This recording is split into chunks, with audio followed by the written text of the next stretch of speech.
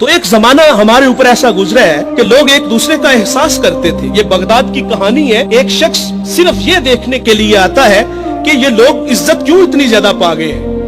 اس نے ایک ہوٹل سے کھانا کھایا, وہ مسلمان نہیں تھا, اور سامنے ٹیبل پہ ایک جوان بیٹھا تھا, وہ مسلمان ہے. اس نے محسوس کیا کہ اس کا تعلق ہمارے شہر سے نہیں ہے. خیر کاؤنٹر پہ جا کے اس کا بل دیا, اور اس صاحب نے کھانا کھایا, بل دینے کے لیے کاؤنٹر پہ گیا تو کہا آپ کا بل ادا ہو گیا ہے. کہا یہاں تو مجھے کوئی جانتا نہیں, میں اجنبی ہوں.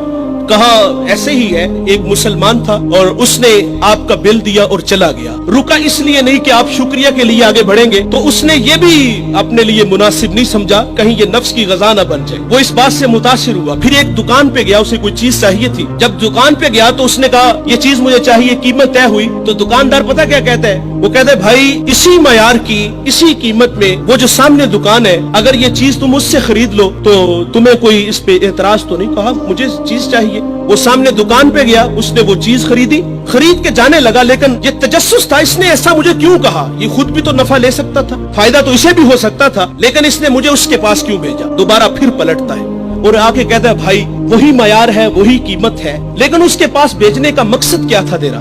اس نے کہا بھائی صبح سے اس وقت تک میرے پاس بڑے گاہک آئے ہیں اور میں نے اپنے بیوی بچوں کے لیے رزق روٹی اکٹھی کر لی ہے, اور وہ جو سامنے بھائی ہے اس کے پاس صبح سے لے کر اس وقت تک کوئی گاہک بھی نہیں آیا.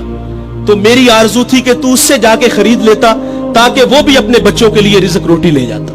ایک ایسا زمانہ تھا, ہمارے اخلاق اتنے اچھے تھے, ہم ایک دوسرے کا خیال رکھتے تھے.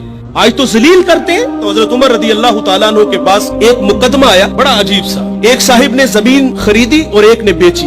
جس نے زمین خریدی اس نے ہل چلایا تو اس سے خزانہ نکلا, اور وہ خزانہ لے کے جس سے خریدی ہے اس کے پاس آ گیا اور آگے کہتا ہے کہ بھائی میں نے زمین خریدی ہے, زمین کے پیسے دیے ہیں, اس خزانے کے پیسے نہیں دیے, یہ آپ مجھ سے لے لو. اور جس نے بیچی ہے وہ کہتا ہے بھائی یہ تمہارے مقدر, یہ میں نہیں لوں گا, یہ تمہارے ہی ہیں.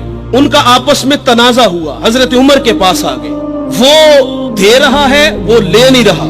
آج بھائی بھائی ایک انچ پہ ایک دوسرے کو قتل کر رہے ہیں. آج ایک انچ پہ بھائی جیونا مرنا ختم کر رہے ہیں اپنے بھائی سے. اپنی اولادوں کو بھی نصیحت کر کے جاتے کہ چچا کو منہ نہیں لگانا. اور ادھر کیا ہے جو رسول اللہ نے اخوت کا درس دیا تھا ان قوم کو, ان لوگوں کو, اور وہ کتنے اچھے لوگ ہیں, وہ خزانہ دے رہے, وہ لے نہیں رہا.